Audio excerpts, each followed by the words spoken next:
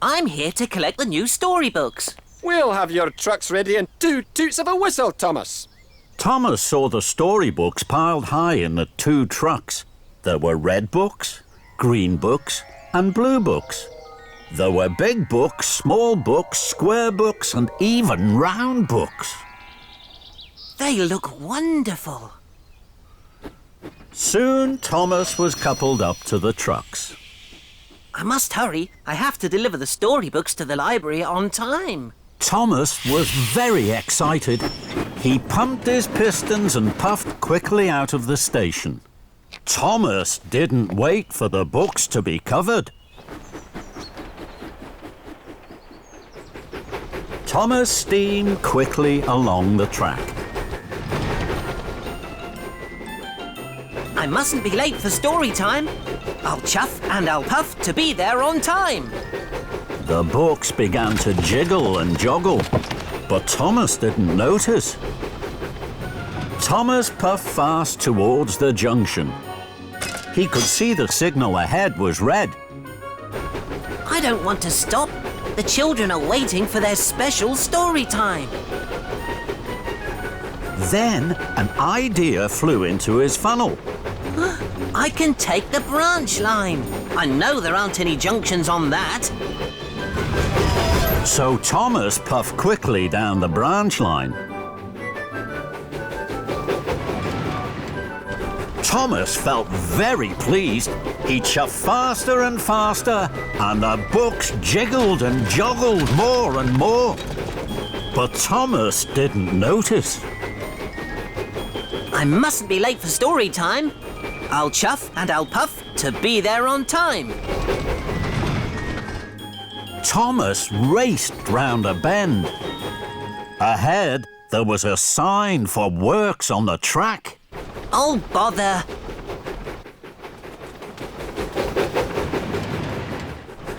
I'm sure the works on the tracks won't stop me. So Thomas puffed faster and faster. Then there was trouble. Workers were mending the broken track. The broken track was very bumpy. Thomas bumped and jumped. The books jiggled and joggled. Then Thomas hit the biggest bump of all. Whoa! Cinders and ashes! The trucks bounced high in the air. They crashed and bashed. They clattered and shattered down to the tracks. Thomas put on his brakes. The books flew high and wide through the air and landed all over Farmer McCall's field. Oh, my! Percy puffed into Brendam Docks. He gasped. The parcel was the most special parcel he had ever seen. Percy was so proud his firebox fizzed. I must show Mavis straight away. She'll be very proud of me. Thomas was at Brendam. He was pleased for his friend. Percy, you have the most important special of all. I know. I'm going to show Mavis my special straight away. But don't you have to go to Knapford Station? Percy didn't want to listen to Thomas. I have plenty of time to puff to Knapford. First, I will show Mavis my special. So Percy set off for the quarry as quickly as he could puff. Percy steamed into the quarry. He looked for Mavis. Mavis was busy. Rocky was loading heavy crates onto trucks, and Mavis was shunting them. It was hard work. Hello, Mavis. Hello, Percy. Look at my special. I'm sorry, Percy. I can't stop now. I'm too busy. Don't worry, Mavis. I'll wait. Look out, Percy! But it was too late. Rocky dropped his heavy load of slate. Everyone was lost in a thick black cloud of slate dust. At last, the dust cleared. Mavis, Rocky and Percy were covered in thick grey dust. And so was Percy's special. Percy was upset. Bubbling boilers. Look at the birthday parcel. What am I going to do? Percy thought as hard as he could. At last, an idea flew into his funnel. I'll go to the washdown. My special will be cleaned there as good as new. Percy, shouldn't you go straight to the party at Knapford? Percy didn't want to listen to Rocky. I'll go to Knapford Station as soon as I've shown Mavis my special. I still have plenty of time. So Percy steamed quickly away. Percy huffed and puffed to the washdown. James was already there having a polish. My, Percy, whatever happened to you? Percy felt very silly. I'd like a very good wash, please. The workman got straight to work. Water and soapy bubbles sprayed everywhere. Soon Percy was gleaming green again. But his special looked terrible. Bubbling boilers! The birthday parcel is wetter than wet. What am I going to do? Thomas puffed up to the Whispering Woods.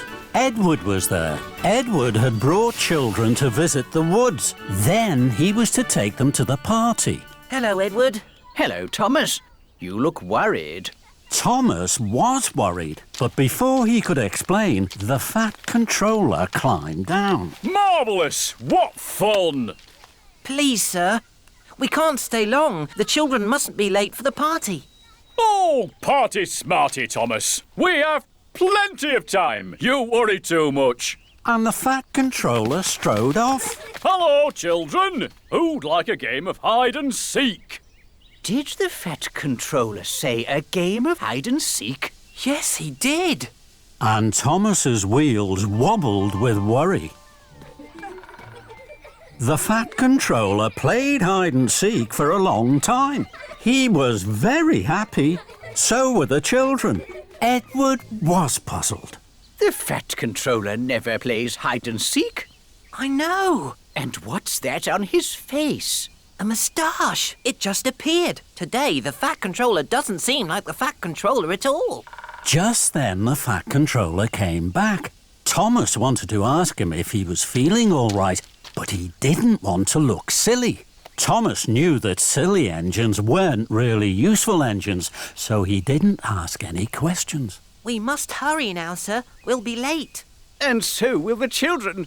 But the Fat Controller wasn't worried. Don't hurry the children, Edward. Let them play. Edward was so surprised his boiler bubbled. Then the Fat Controller jumped aboard Annie and waved to all the children.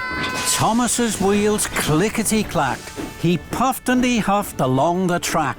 He knew they were late for the party. Thomas stopped at the junction.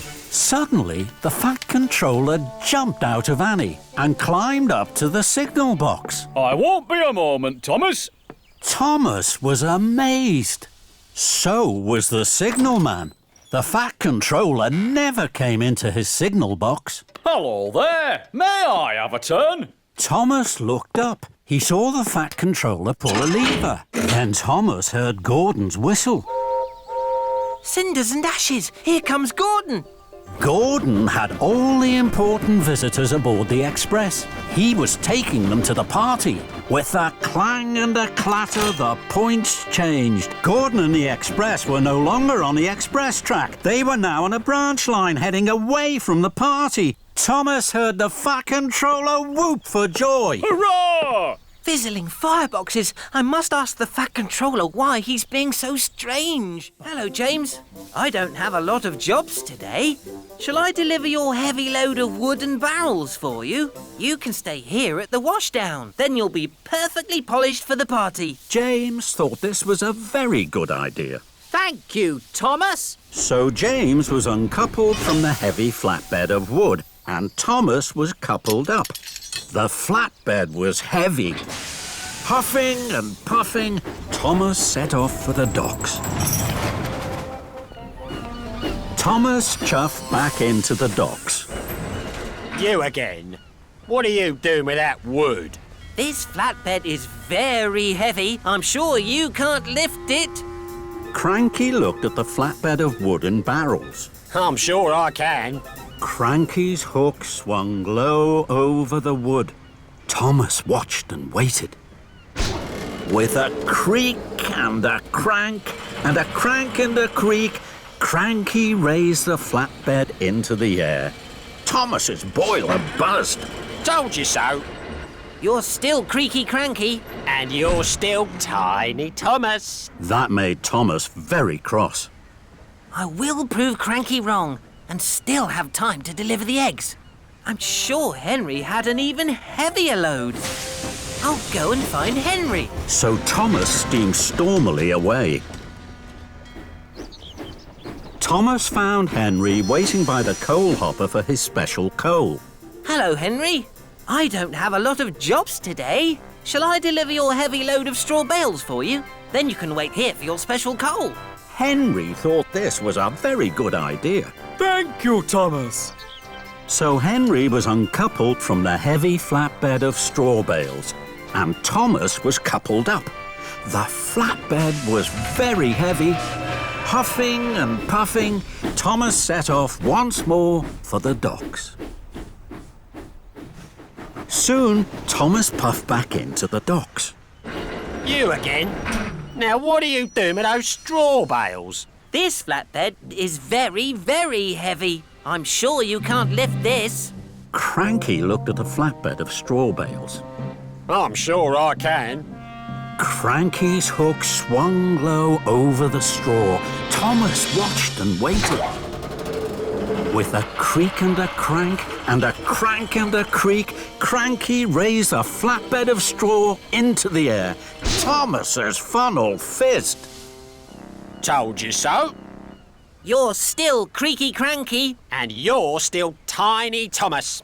That made Thomas even crosser. More than ever, Thomas wanted to prove Creaky Cranky wrong. He had to find the heaviest thing he could.